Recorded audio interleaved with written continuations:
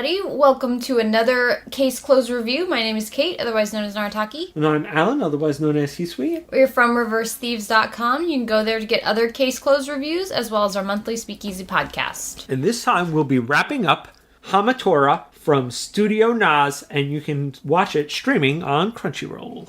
And it's about this sort of like supernatural detective agency, I guess. The world has all these minimum holders, and you can kind of think of them as like mutants, like the mutant gene, like X-Men kind of. That's kind of what it reminded me of. I did do a little research like I usually do into any series that we watch, and they said they were very heavily influenced by Marvel and DC superhero comics, so they obviously are meaning these minimum holders to be like American superheroes. And I'm definitely sure that the X-Men influences on this show are quite evident. So that's kind of where the base of the show is, but there's also kind of this detective agency, Hamatora, and it's made up of Nice and Murasaki, and then they have like a whole bunch of friends that are always helping them out. And the first half of the show is sort of them solving these cases regarding minimum holders, and then the greater story sort of appears, which is someone is murdering minimum holders and like stealing their brains and then giving minimums to people who don't have them. So they're like manufacturing these minimum holders. It starts off very episodic with early cases. Usually, especially in the beginning, they'll have like 2 or 3 cases that will actually turn out to be interconnected, and this, each one of them is working different parts of the same case. But then the second half really focuses on this one case, and then it sort of explodes because it starts creating kind of havoc in the natural world. Like, people are getting in riots, and people who are minimum holders are starting to kind of feel oppressed, and there's like these 2 factions. Again, it reminded me very X-Men, like that struggle and that like race struggle.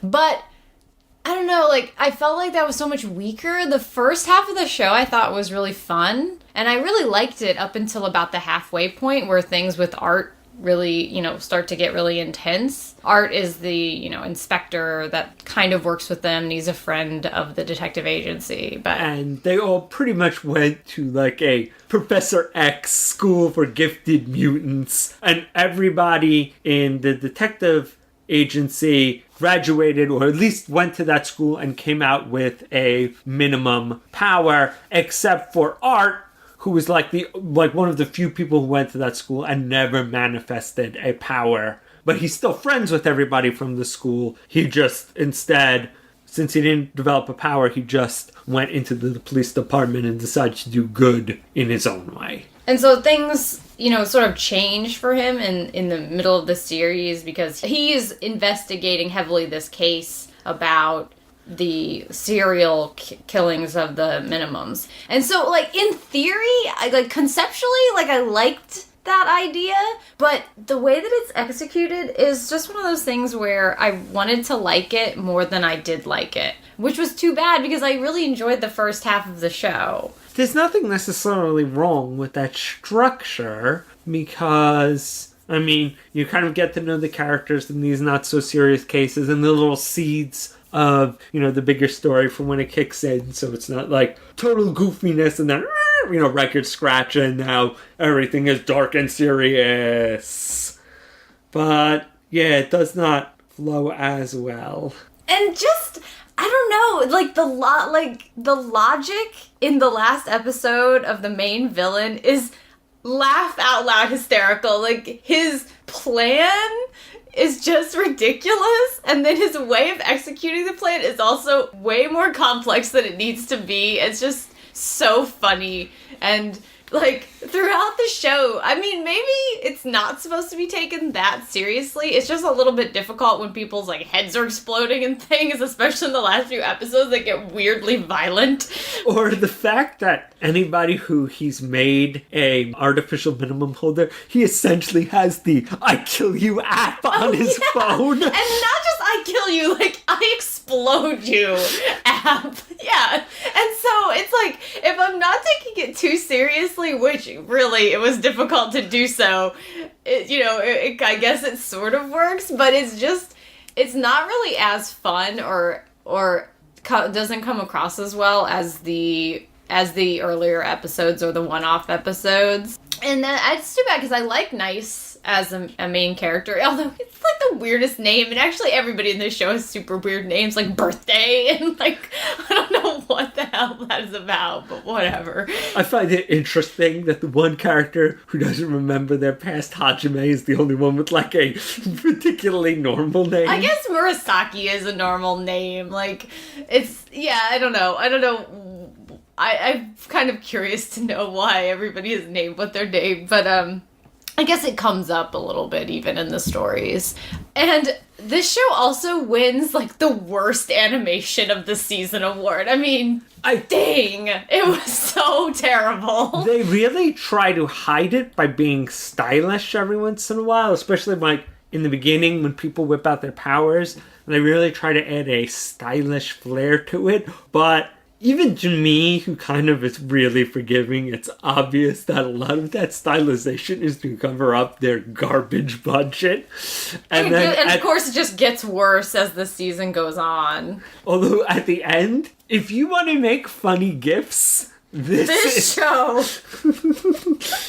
That one guy who wraps his head with his tongue. That was the best scene in the whole season.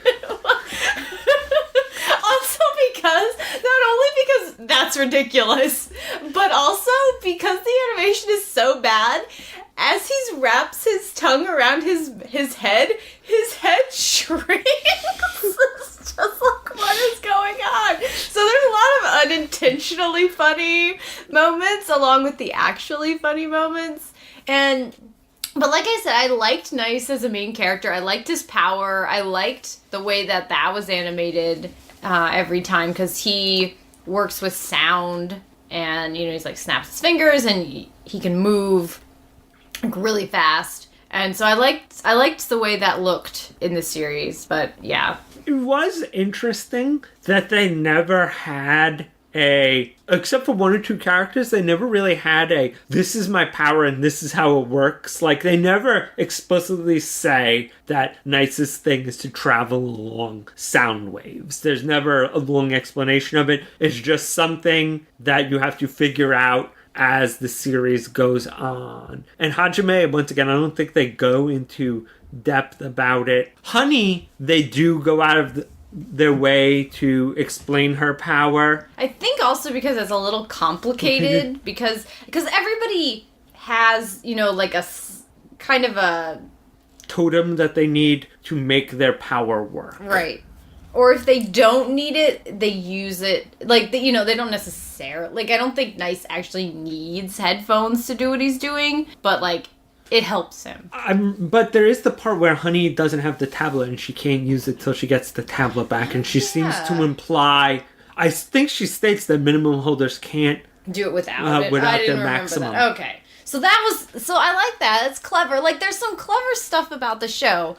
It's just, I don't know, it is almost like it doesn't quite come together when they tried to do like this long form story. Also, maybe because the villain is also laughable. But again, I like, just talking about it makes me think I wasn't supposed to take it that seriously, just because the whole show is very silly. Although but the end. What, man? That was the freaking ending, that's for sure.